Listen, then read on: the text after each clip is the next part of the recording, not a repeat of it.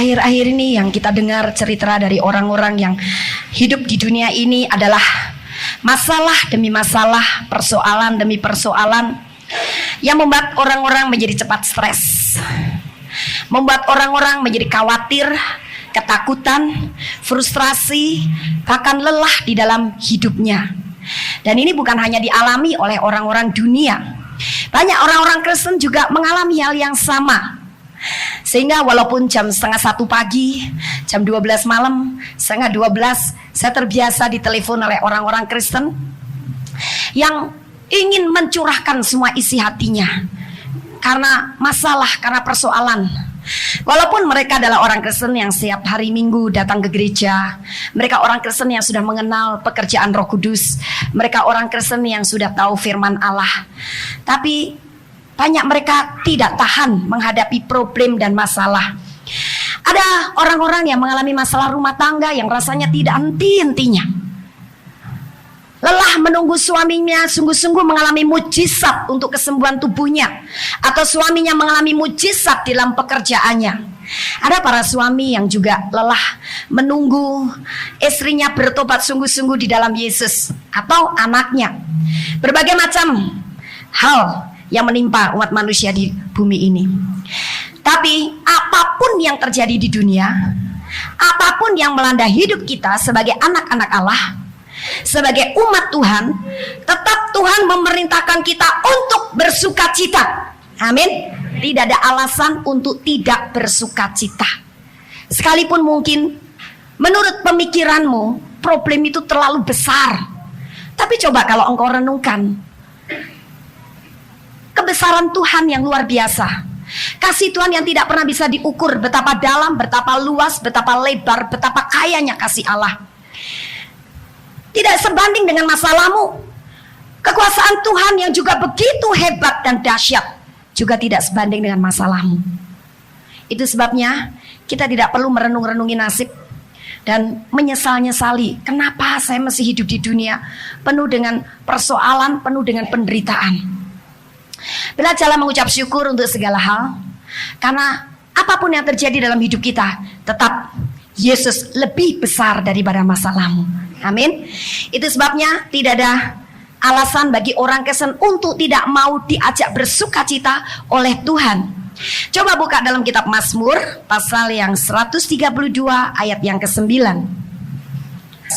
Biarlah imam-imammu berpakaian kebenaran dan bersorak-sorai orang-orang yang kau kasihi. Siapakah yang dimaksud dengan imam-imammu? Imam-imam yang dimaksud di sini adalah imam-imam perjanjian baru. Siapa imam-imam perjanjian baru? Saudara dan saya. Sejak kita mendengar berita Injil dan kita mau percaya kepada Injil, kita bertobat kepada Tuhan Yesus Kristus, kita dilahirkan baru dan kita dipenuhi kuasa Roh Kudus.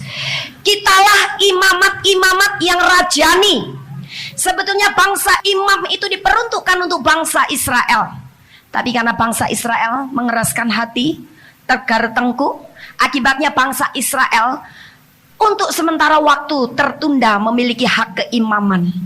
Dan sekarang hak untuk menjadi imam itu diberikan kepada orang-orang yang sudah mengaku hidupnya ditebus oleh darah Yesus. Kita adalah imamat-imamat yang rajani, bangsa yang kudus. Kenapa kita dikatakan bangsa yang kudus? Selain menjadi imamat yang rajani, kita adalah bangsa yang kudus karena kita sudah dikuduskan oleh darah Yesus. Kita tidak menjadi kudus oleh karena hasil usaha kita sendiri, hasil usaha pekerjaan kita atau kekuatan kita, tapi karena kita mempercayai darah Yesus telah menguduskan kita. Darah persembahan apapun tidak mampu menguduskan hidup manusia. Itu sebabnya darah yang dikucurkan pada perjanjian lama melalui hewan-hewan persembahan itu tak mampu untuk menyucikan hidup seseorang. Tapi sekarang pengudusan digenapi dengan kucuran darah anak domba Allah. Itu tidak perlu disangsikan lagi. Dan itu yang membuat kita selain menjadi bangsa imam, kita juga bangsa yang kudus. Dan bukan hanya itu saja, dikatakan kita berpakaian kebenaran. Sejak kapan kita mengenakan pakaian kebenaran? Rasanya kadang-kadang dari hari ke hari kita masih melakukan banyak kesalahan. Kadang-kadang kita masih berpikir salah, kadang-kadang kita berkata sia-sia, kadang-kadang kita marah, Kadang-kadang kita berdosa kecil-kecilan. Bukankah itu menunjukkan perbuatan yang tidak benar? Tapi kita dikatakan berpakaian kebenaran. Kita menjadi orang yang berpakaian kebenaran karena Allah yang mengenakannya. Sebab kita dibenarkan oleh iman kita kepada Yesus. Iman kita kepada Yesus itu mengubah status kita sekarang menjadi orang-orang yang benar, orang-orang yang berpakaian kebenaran. Untuk 3 hal ini yang ada di dalam hidup kita sekarang menjadi alasan bagi kita untuk menjadi orang-orang yang dikasihi oleh Allah. Dan orang-orang yang dikasihi oleh Allah, kata Mazmur 132 ayat 9b dikatakan, bersorak-sorailah. Siapa di sini sekarang yang merasa dikasihi oleh Allah? Angkat tanganmu. Nah, kalau engkau adalah orang-orang yang dikasihi oleh Allah, bersorak-sorailah. Sekalipun mungkin persoalan masih ada di depan mata, persoalan masih ada di dalam rumah tanggamu, dalam pekerjaanmu, dalam pelayananmu, tapi tetap bersorak-sorai itu adalah satu perintah. Bersorak-sorai itu adalah satu keadaan yang sangat terhormat. Karena sorak-sorai itu hanya layak dilakukan atau terjadi pada bangsa imam yang pertama, dan orang-orang yang berpakaian kebenaran yang kedua, dan yang ketiga adalah orang-orang yang telah dikuduskan. Nah, 3 hal ini, 3 syarat ini ada semua di dalam saudara dan saya. Jadi jangan biarkan iblis menipu perasaan Anda. Ngapain kamu lompat-lompat muji Tuhan, capek? Ngapain kamu lama-lama menyembah dalam bahasa roh? Udah aja menghabiskan waktu. Lihat anakmu masih nakal, lihat suamimu masih kasar, lihat dompetmu sudah kosong, lihat suamimu belum dapat pekerjaan, lihat doamu yang sudah bertahun-tahun kamu minta hanya untuk minta seorang anak saja bisa engkau lahirkan, kamu belum menerimanya. Jadi ngapain kamu bersukacita? Tidak ada alasan untuk kamu bisa bersukacita. Itu kata si iblis. Tapi sekalipun iblis berkata ini dan itu, tetap firman Allah itu kekal, tidak pernah berubah. Dari dahulu, sekarang sampai selama-lamanya. Langit, bumi dan segala isinya dan semua keadaan situasi bisa berubah, tapi firman Allah tak pernah berubah. Nah, untuk itulah biarlah sekarang kita berdiri di pihak firman Allah. Kalau firman Allah itu sudah menganjurkan kita bersukacita karena kita memenuhi 3 syarat untuk bisa mengalami sukacita, lakukanlah itu. Orang-orang yang percaya kepada Yesus adalah orang-orang yang hidup dalam firman Allah. Orang yang percaya kepada Yesus bukan hanya ditandai setiap hari Minggu datang ke gereja, tapi tak pernah hidup melakukan firman Allah. Orang-orang yang percaya Yesus adalah orang yang menjadi pelaku firman Allah. Dalam Nehemia 8 ayat yang ke-11 kita lihat. Lalu berkatalah ia kepada mereka, pergilah kamu, makanlah sedap-sedapan dan minumlah minuman manis, dan kirimlah sebagian kepada mereka yang tidak sedia apa-apa. Karena hari ini adalah kudus bagi Tuhan kita. Jangan kamu bersusah hati, sebab sukacita karena Tuhan itulah perlindungan. Dari mulai perjanjian lama kita sudah diingatkan oleh firman Tuhan melalui Nehemia bahwa hari ini adalah harinya Tuhan.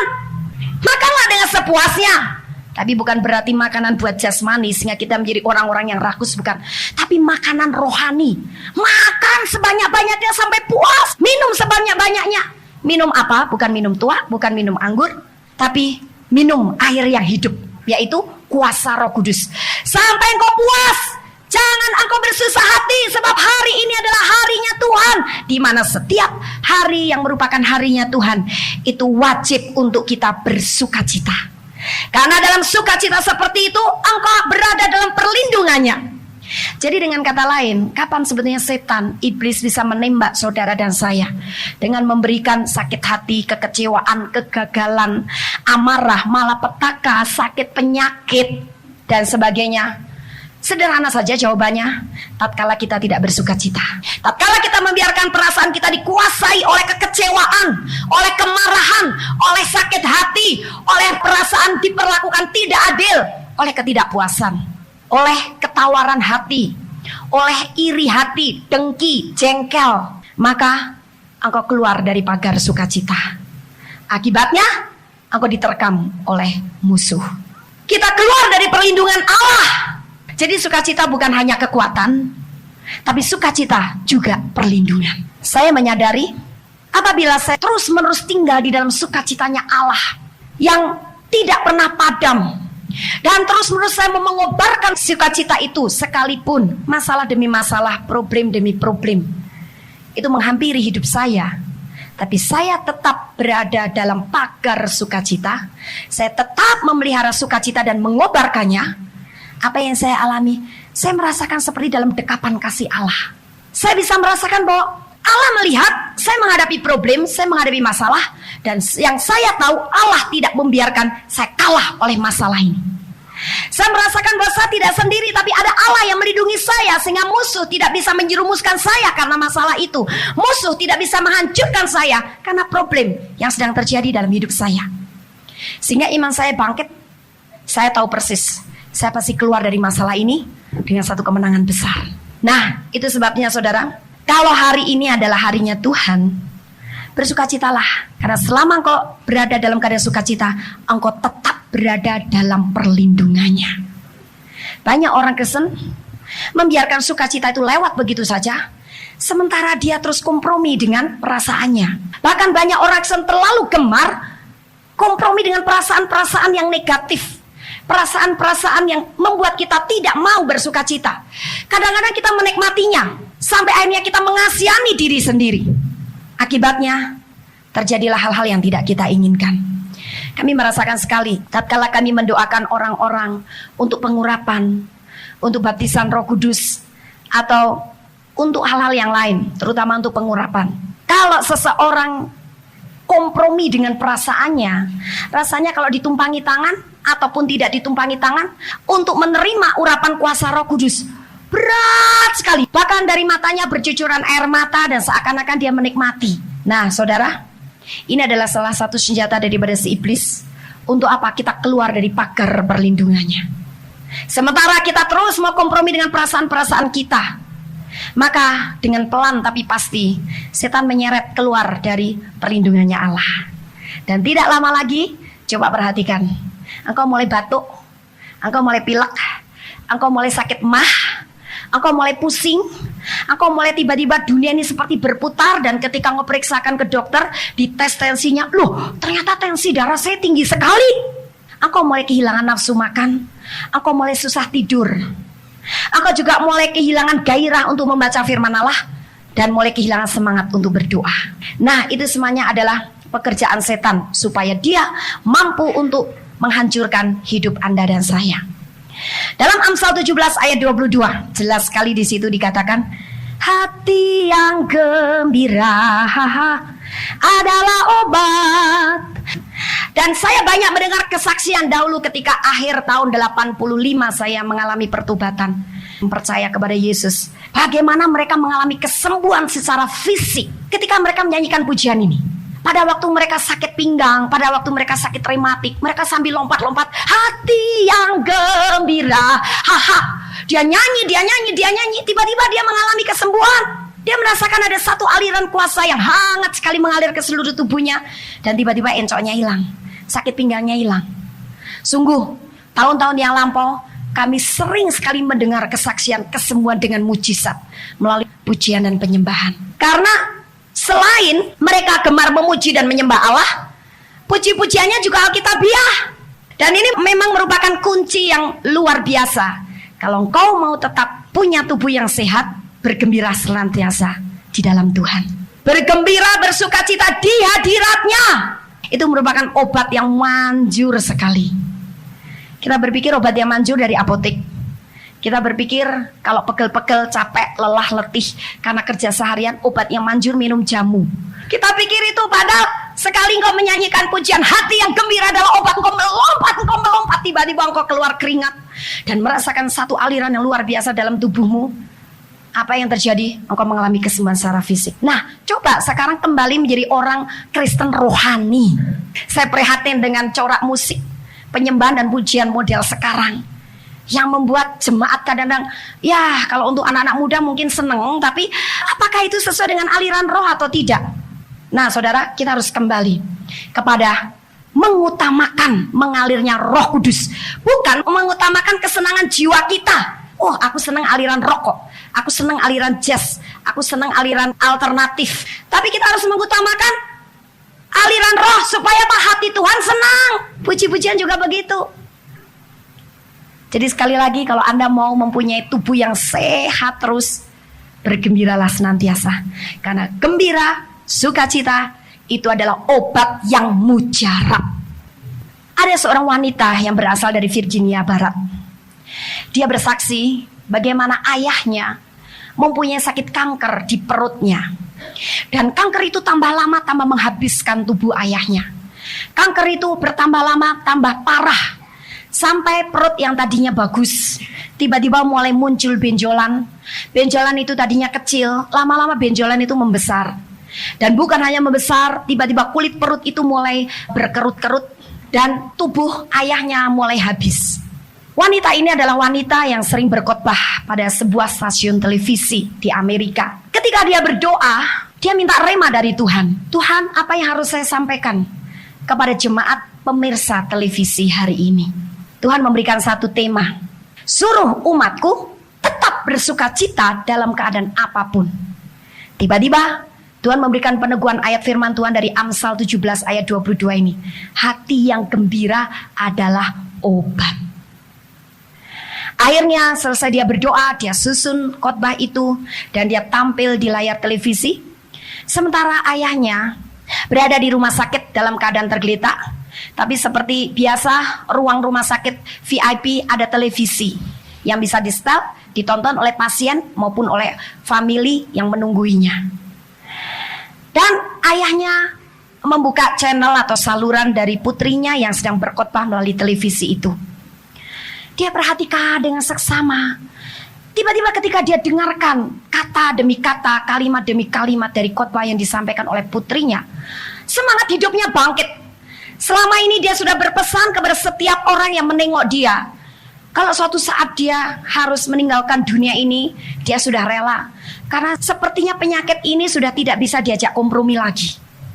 Dia sudah pesan ini dan itu, dan rekan-rekan dekatnya sudah mengucapkan kata-kata, selamat jalan, tenanglah engkau pulang, karena kau pulang ke rumah Bapa. Tapi ketika hari itu sang ayah melihat dan mendengarkan dengan seksama khotbah daripada putrinya yang bertemakan bersukacitalah senantiasa apapun yang sedang terjadi dalam kehidupanmu. Tiba-tiba semangat hidupnya bangkit. Saya harus tetap hidup. Tiba-tiba ada satu ayat menjadi rema di dalam ayahnya. Aku mau tetap hidup untuk menceritakan perbuatan-perbuatan Allahku yang ajaib. Dia ingat ayat firman Tuhan itu pernah dia baca melalui kitab Mazmur. Hanya dia terus berseru walaupun suaranya begitu lemah. Aku mau tetap hidup untuk menceritakan perbuatan-perbuatan Allahku yang ajaib. Akhirnya sesudah dia mendengarkan putrinya berkhotbah melalui televisi, putrinya menemui dia dan dia minta rekaman daripada khotbah itu. Untuk apa? Ayahnya tiap hari menyetel rekaman khotbah itu berulang-ulang. Tiba-tiba dia pengen tertawa. Kalau Tuhan memerintahkan saya bersukacita dalam keadaan apapun, kenapa saya mesti menangisi penyakit saya? Kenapa saya mesti merasa sakit? Kenapa saya mesti merasa sedih untuk penyakit saya? Wow, tiba-tiba dia tertawa terbabak sampai susternya kaget. Apa yang kamu tertawakan?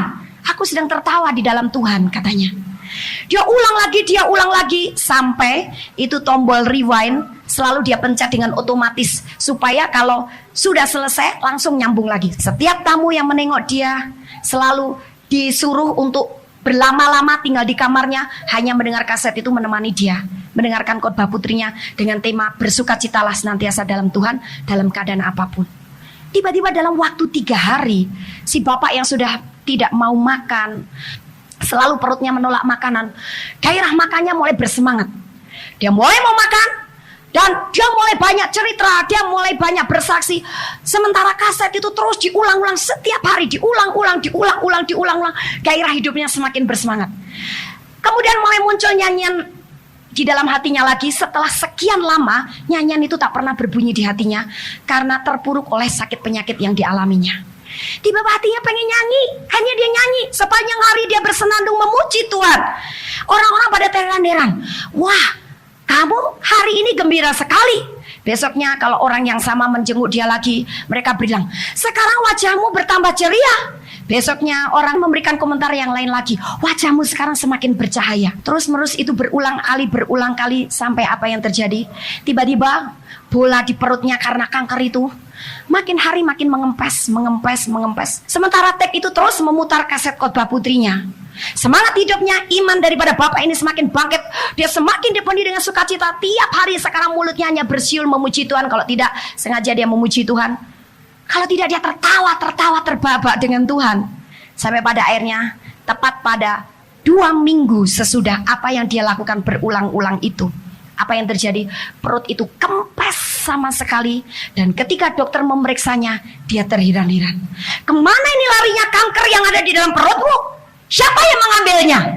Si bapak ini tertawa terkekeh-kekeh. Kok kamu sebetulnya harus bersyukur? Nggak usah susah-susah membelah perutku. Kanker itu hilang sendiri. Mestinya kamu bisa bersyukur. Kamu tidak usah payah-payah untuk bekerja buat saya. Tahu tidak siapa yang membuang kanker atau melenyapkan kanker dalam perutku? Itu adalah Tuhan Yesus sendiri. Kenapa bisa begitu?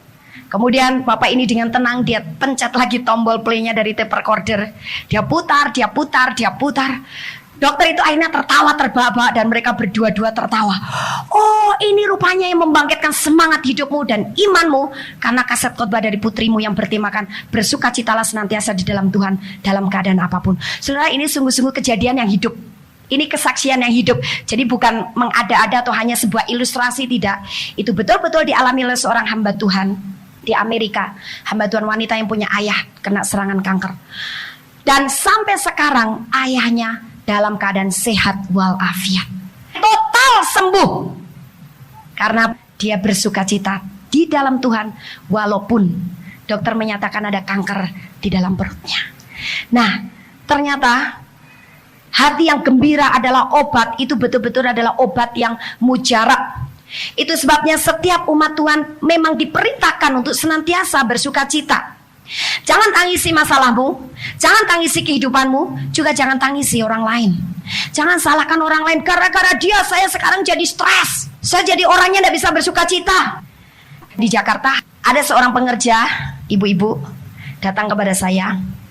Dia bilang begini, Bu, saya tuh rasanya pengen gitu loh, selalu kelihatan sukacita kayak ibu. Kayak jemaat yang lain tadi juga melompat-lompat, menari. Wah, wajahnya seperti berbinar-binar. Kenapa ya saya kok gak bisa begitu? Tapi saya tahu jawabannya kok, Bu. Saya belum tanya kenapa, dia udah jawab sendiri. Tanya tapi dijawab sendiri. Saya tahu jawabannya kok, Bu. Iya, kenapa? Gara-gara suami saya. Saya tuh tertekan terus sama suami saya, jadi akhirnya saya gak bisa bersukacita. Saya bilang sebetulnya perasaan kita menjadi tertekan itu karena di dalam kita ada roh pemberontak dulu. Kalau dalam kita ada pemberontakan, maka apapun yang dilakukan dan dikatakan oleh orang lain rasanya menekan jiwa kita. Nah, kalau kamu mau bersukacita seperti yang lain, kamu jangan pernah menyalahkan orang lain. Jangan pernah engkau menyalahkan suamimu. Gara-gara dia membuat aku tertekan, aku tidak bisa bersukacita. Banyak orang Kristen menyalahkan masalah, menyalahkan orang lain, bahkan menyalahkan Tuhan, membuat dia tidak bisa bersukacita. Padahal sebetulnya itu harus kita kesampingkan, karena sukacita adalah tindakan iman. Sama halnya kita harus melepaskan pengampunan buat orang yang bersalah kepada kita. Itu juga tindakan iman. Bersukacita juga begitu. Kalau Anda tidak mau bersukacita, Anda juga tidak akan pernah bisa menari di dalam roh. Kalau Anda tidak mau bersukacita karena dengan pertimbangan ini dan itu, Anda tidak akan pernah mengalami zaman Roh Kudus sampai tertawa dalam roh. Sama dengan kita punya tindakan iman untuk mempercayai Yesus Kristus mati di kayu salib buat menebus dosa kita. Walaupun kita tidak melihat, karena itu terjadi 2002 tahun yang lalu. Tapi mengapa kita percaya? Karena kita bertindak dengan iman.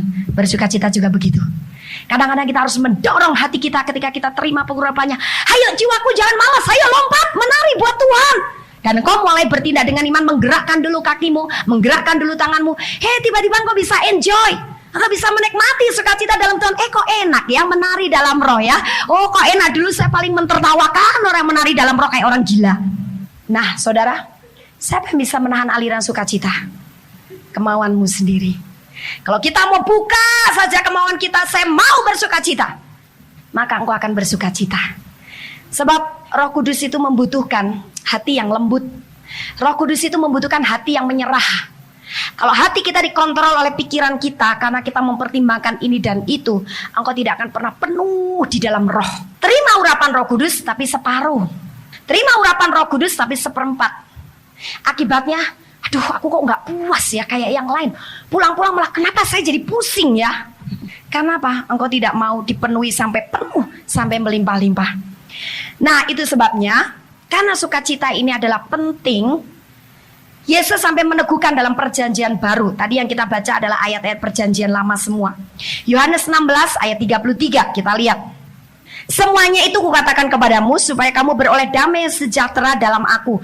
Dalam dunia kamu menderita penganiayaan, tetapi kuatkanlah hatimu.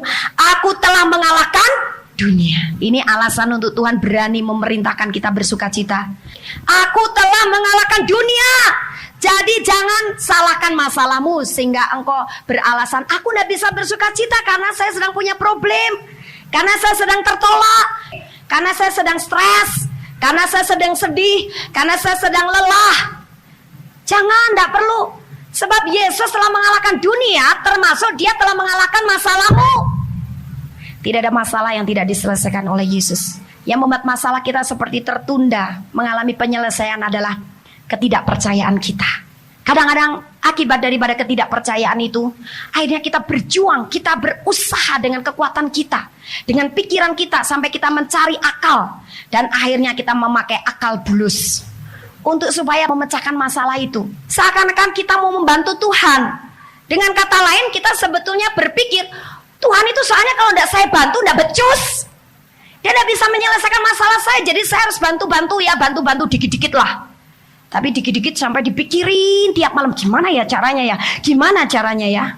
Tapi banyak orang tidak mengakui bahwa dia imannya masih seperti itu. Saudara, kalau Yesus telah mengalahkan dunia, sekarang jangan izinkan masalah problem apapun itu membatasi sukacita yang ada di dalam dirimu. Menyalahkan orang lain, menyalahkan masalah, itu adalah salah satu sumbat daripada sukacita memancar dalam hidup kita. Sukacita adalah urusan kita pribadi dengan Tuhan. Itu sebabnya Tuhan yang menolong kita memberikan roh sukacita. Tuhan tahu bahwa kita tidak bisa bersorak-sorai bersukacita dari dalam tanpa dibantu oleh Dia. Sama dengan Dia memberikan kasih kepada kita supaya kita mampu mengasihi orang yang tidak layak kita kasih. Sebab Tuhan tahu bahwa kasih kita terbatas. Begitu juga sukacita yang ada dalam diri kita secara natural itu terbatas. Sukacita manusia secara natural adalah kalau semuanya di lingkungannya oke, orang itu bersukacita. Dapat lotre, orang itu bersukacita. Dapat undian, orang itu bersukacita. Dikasih duit, orang itu bersukacita. Kasih kue, bersukacita. Itu secara natural. Orang pada sayang kepada dia, bersukacita. Tapi yang Allah inginkan adalah sukacita supranatural, di mana justru engkau harus tetap bersukacita ketika keadaan semuanya serba negatif, semua serba tidak menyenangkan. Dapatkah engkau bersukacita? Nah, Tuhan tahu kita tidak bisa bersukacita di tengah-tengah situasi dan kondisi seperti itu. Dia berikan roh sukacitanya kepada kita. Bagian kita sekarang tinggal mengobarkan dan memancarkan. Kita tinggal mendorong dikit aja, maka meledaklah Anda dalam sukacita. Dan sukacita yang dari Tuhan itu tidak pernah berhenti. Sukacita dari Tuhan itu tidak pernah habis. Karena yang mengerjakannya adalah Roh Kudus yang kekal. Yesus telah mengalahkan dunia, jangan takut oleh problem apapun sehingga menekan sukacitamu. Orang Kristen yang bersukacita berarti di dalam dirinya ada iman.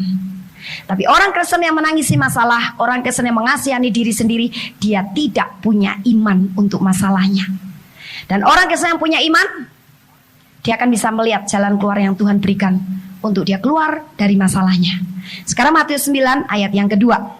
Dikatakan di situ, maka dibawa oranglah kepadanya seorang lumpuh yang terbaring di tempat tidurnya. Ketika Yesus melihat iman mereka, berkatalah ia kepada orang lumpuh itu, percayalah hai anakku, dosamu sudah diampuni. Dosamu sudah diampuni. Jangan engkau tidak mau bersukacita karena kau masih tertuduh oleh dosamu, karena kau masih mengingat-ingat dosa orang lain. Kalau dosamu sudah aku ampuni, ampuni dosa orang lain. Kalau kita masih tetap mengingat-ingat dosa orang lain, itu merupakan penyumbat sukacita yang ada dalam kita. Orang yang terus-menerus mengingat akan kesalahan orang lain membuat dirinya tidak akan pernah bisa bersukacita. Saya berikan gambaran, apa yang dilakukan oleh Kain. Ketika dia bersama dengan Habel, selalu setia memberikan persembahan kepada Allah. Tapi selalu saja persembahan dari Habel itu diterima oleh Allah. Sedangkan persembahan Kain tidak pernah diterima oleh Allah. Kain merasa tertolak, dia marah, dia panas hati, akibatnya mukanya jadi muram. Kejadian pasal yang ke-4 ayat 6. Firman Tuhan kepada Kain, mengapa hatimu panas dan mukamu muram? Apakah mukamu tidak akan berseri jika engkau berbuat baik? Tetapi jika engkau tidak berbuat baik, dosa sudah mengintip di depan pintu. Ia sangat menggoda engkau, tetapi engkau harus berkuasa atasnya. Bagaimana Kain tidak bisa bersuka cita karena hatinya panas hati, mukanya jadi muram. Sebab dia tidak mau mengampuni adiknya. Rasanya adiknya ini, kenapa dia lebih dikasih oleh Allah? Kenapa dia lebih berkenan di hatinya Allah, sedangkan saya tidak, sama-sama memberikan persembahan. Sampai Kain tidak mau tanya kepada Allah, apa penyebab dari persembahanku tidak engkau terima? Karena hatinya sudah dikuasai oleh roh panas hati. Padahal kalau dia tanya kepada Allah, Allah akan menjawab bahwa persembahanmu adalah persembahan yang tidak aku inginkan. Sebab persembahan yang diinginkan oleh Allah adalah persembahan yang disertai dengan kucuran darah. Habel selalu memberikan persembahan dari binatang ternaknya, disembelih, terjadi kucuran darah, maka daging yang tidak ada lemak itu dipersembahkan kepada Allah. Tapi Kain karena seorang petani, dia memberikan persembahan dari hasil pertaniannya. Nah, itu bukan merupakan persembahan yang memenuhi syarat di hatinya Allah. Tapi Kain gak mau tahu, karena dia sudah iri, sudah dengki, sudah panas hatinya. Bahkan dia tidak mau mengampuni Allah. Sampai akhirnya roh pembunuh berkuasa atasnya. Dan dibunuhlah adiknya Habel. Darah Habel terkucur sampai darah itu berteriak di hadapan Allah Bapa menuntut balas. Akhirnya Kain dikutuk oleh Allah menjadi seorang pengembara. Nah saudara, ini merupakan gambaran bagaimana seseorang yang hatinya tidak mau mengampuni, tetap panas hati karena dia ingat terus kesalahan orang, mukanya sampai muram. Itu sebabnya dalam Matius 9 ayat yang kedua tadi, percayalah dosamu sudah diampuni. Sekarang kalau dosa sudah diampuni, engkau sudah dimerdekakan, tidak ada alasan untuk tidak bersuka cita. Kalau dosamu sudah diampuni, ampuni dosa orang lain, supaya hatimu tidak panas terus menerus dan mukamu tidak muram. Orang yang bersuka cita, wajahnya akan bercahaya, mukanya akan berseri-seri. Dan saya percaya sekalipun dia tidak pernah pergi ke salon, akan tetap awet muda. Obatnya gampang, bersuka cita, kulit akan halus. Saya pernah mendapat sukacita tertawa 3 jam, saudara. Tapi rasanya enak, pipi juga gak capek tuh kalau dari Roh Kudus itu sukacitanya. Tapi coba kalau Anda tertawa karena Anda melihat lawak sebegitu lucunya, Anda tertawa, lama-lama lelah, lama-lama letih. Karena apa? Itu sukacita dari dunia. Dan sukacita dari dunia dalam waktu yang singkat dia akan lenyap dan pudar.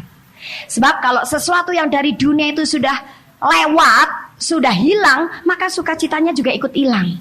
Tapi kalau sukacita yang dari Roh Kudus itu kekal selama-lamanya. Kalaupun Anda mungkin sudah berusia 50 tahun, 60 tahun, tapi tetap tubuhmu akan kuat dan sehat.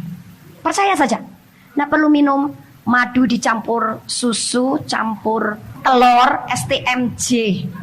Nah, perlu sukacita aja, maka tubuh Anda akan selalu sehat, kuat. Sukacita saja, Anda akan mendapatkan sukacita yang tidak pernah habis-habisnya. Sudah ini betul kelihatannya memang seperti main-main, tapi memang sukacita itu adalah kekuatan Allah yang luar biasa di dalam hidup kita. Nah, Matius 14 ayat 27 kita lihat. Tetapi segera Yesus berkata kepada mereka, tenanglah, aku ini, jangan takut. Itu adalah pernyataan Yesus kepada Petrus ketika Petrus ketemu dengan Yesus. Petrus di dalam sebuah perahu, Yesus berjalan di atas air. Begitu Petrus tahu bahwa itu adalah gurunya, langsung dia keluar dari perahu, jalan di atas air. Tapi kemudian ketika dia mulai merasakan situasi angin yang ada di sekitarnya, imannya turun, tenggelamlah dia. Sekarang apa aplikasi pengertian rohaninya dengan peristiwa ini? Dalam kehidupan kita, kadang-kadang kita berada dalam sebuah samudra atau lautan atau danau yang luas sekali. Dan danau, samudra atau laut itu kita gambarkan adalah dunia yang penuh dengan riak-riak gelombang dan angin badai. Persoalan, problem ini dan itu. Pada waktu mata kita tertuju kepada Yesus, kita bisa punya iman. Tapi ketika kita mulai menyadari akan masalah dan problem yang terjadi dalam hidup kita, iman kita tenggelam. Kita menjadi takut. Dan kita berteriak seakan-akan Tuhan tidak mendengar. Kita tak mampu lagi melihat kehadiran Tuhan. Bahkan mungkin kita mempertanyakan di mana Tuhan berada. Tapi ketahuilah bahwa sejak kita dilahirkan baru, Tuhan Yesus ada di dalam hati kita. Dan Dia selalu berkata kepada kita, tenanglah, ini aku, jangan takut. Nah, kalau Tuhan senantiasa menyertai kita, apalagi yang membuat alasan kita tidak mau bersukacita? Sekalipun kita berada dalam sebuah danau yang banyak riak gelombangnya, kita tak perlu takut. Ketakutan juga membuat seseorang tidak mampu bersukacita. Karena orang yang takut dikuasai oleh kekhawatiran, dikuasai oleh kecemasan, dikuasai oleh pikiran-pikiran yang negatif, dikuasai oleh kengerian. Dan dia memandang sekelilingnya seperti kegelapan yang ada. Sama dengan murid-murid itu, dia melihat ini hari sudah malam. Masa itu guru, pasti itu hantu. Kita tak mampu memandang Yesus dengan baik karena kita dipengaruhi oleh masalah yang sedang terjadi. Kita merasakan bahwa persoalan itu yang membuat kita terombang-ambing. Tapi ketika kita sekarang menyadari bahwa Yesus ada dalam hati kita, hati kita menjadi tenang. Apa yang terjadi, kita akan tetap bersukacita. Kita akan tetap memuji Tuhan, bersyukur, bahkan mungkin sepanjang hari itu kita akan terus tertawa dan kita menjadi ramah sekali dengan orang lain. Orang yang bersukacita menjadi orang yang sangat ramah. Tapi orang yang tidak bersukacita, judesnya bukan main. Orang sampai bingung mau ngomong, takut salah ngomong. Tapi orang bersukacita jadi pemaaf, jiwanya jadi kaya raya. Nah, orang yang bersukacita itu akan mudah bergaul dengan orang lain. Kalau kita memperhatikan dari mulai perjanjian baru yang awal, perjanjian baru memang sudah diawali dengan berita sukacita. Kita ingat di dalam Lukas, kelahiran Yesus. Bagaimana sebelum Yesus dilahirkan, para malaikat Tuhan menampakkan diri kepada para gembala. Mereka menyanyikan puji-pujian yang menyatakan sukacita yang luar biasa. Pasal 2 dari Lukas ayat yang ke-10. Lalu kata malaikat itu kepada mereka, jangan takut sebab sesungguhnya aku memberitakan kepadamu kesukaan besar untuk seluruh bangsa. Sebetulnya hadirnya atau lahirnya Mesias, Yesus, Immanuel, itu adalah satu kesukaan besar. Dunia sekarang akan tertawa. Dulu memang dunia dijajah oleh setan, dijajah oleh iblis, dikuasai oleh setan, dikuasai oleh iblis. Tapi sejak Mesias lahir, kemudian dia digantung di kayu salib kelak, dunia sudah dibeli oleh darah Yesus. Sekarang dunia tidak menangis lagi, tapi dunia sekarang tertawa. Semua bangsa sekarang tertawa, semua bangsa sekarang harap bersukacita. Karena lahirnya Mesias adalah berita kesukaan yang luar biasa. Dulu dunia berada di bawah kutuk, sehingga orang-orang yang diam di dalamnya adalah orang-orang yang terkutuk. Tapi sejak lahir Mesias dan dia mati di kayu salib, maka sekarang dunia sudah tidak di bawah kutuk lagi. Orang-orang yang percaya kepada Mesias tidak ada di bawah kurungan kutuk lagi. Sekarang mereka adalah orang-orang yang sudah merdeka. Bahkan mereka adalah orang-orang yang tidak dikuasai kutuk dunia, tapi mereka menguasai dunia. Sama dengan Yesus yang telah mengalahkan dunia. Sekarang kita juga mengalahkan dunia. Nah, apalagi yang membuat kita tidak bisa bersukacita? Begitu luar biasa jaminan di dalam Yesus Kristus. Bahkan kita perjanjian baru juga diakhiri dengan sukacita. Kalau kita melihat di dalam kitab Wahyu itu perkumpulan orang-orang kudus yang bagaikan kristal dalam Wahyu pasal yang keempat. Itu menceritakan tentang orang-orang kudus yang bersukacita di hadapan tahta Allah. Nah, jadi dari mulai awal saja perjanjian baru sudah memberitakan sukacita. Sudah memerintahkan sukacita. Perjanjian baru juga mengakhiri dengan sukacita besar yang dialami oleh orang-orang percaya kelak. Berarti sepanjang zaman perjanjian baru itu sebetulnya yang benar isinya hanya orang-orang yang bersukacita. Nah, itu sebabnya Kalau orang-orang perjanjian baru itu pastilah orang-orang yang selalu bersuka cita. Anda lepaskan masalah yang sekarang tergenggam dalam pikiranmu. Nah saudara, setiap orang Kristen yang terus-menerus memegang masalah, dia tidak akan mampu bersuka cita di hadapan Tuhan. Dan apa akibatnya? Hatimu akan merasa lelah. Aku akan kecewa dengan Tuhan. Kenapa sih saya jadi orang Kristen kok terbeban terus? Kenapa saya jadi orang Kristen tidak bisa merdeka? Karena orang yang bersuka cita itu orang yang mengalami kemerdekaan roh dan jiwa yang luar biasa.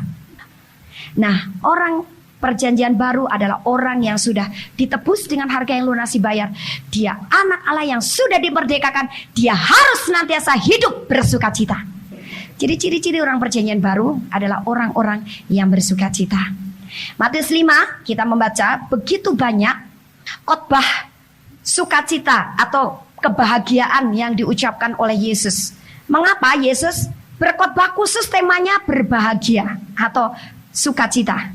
Karena pada saat itu Yesus menghadapi orang-orang Yahudi yang tertekan oleh penindasan tangan besi pemerintahan orang Romawi.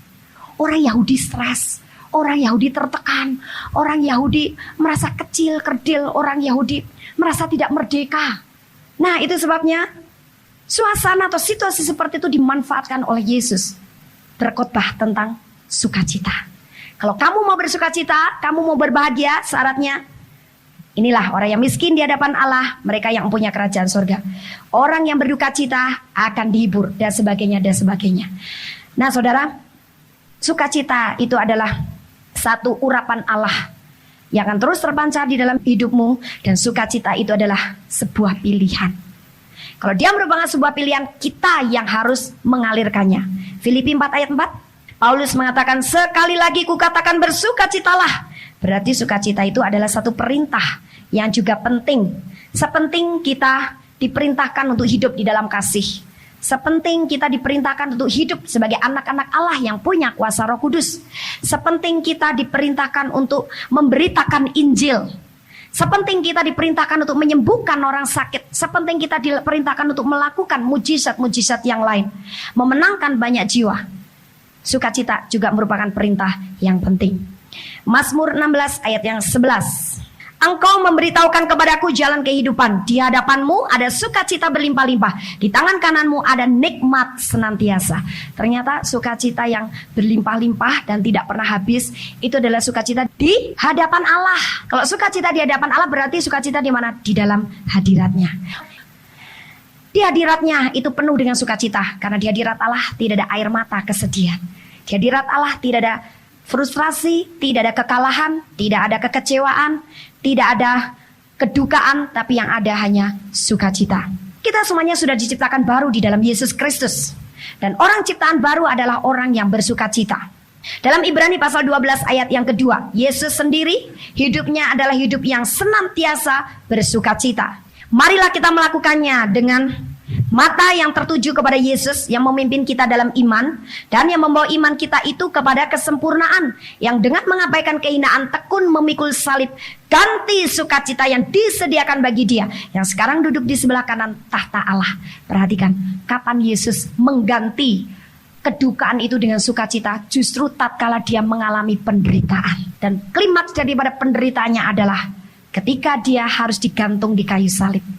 Nah, itu adalah saatnya dia menukar perkabungan dengan sukacita.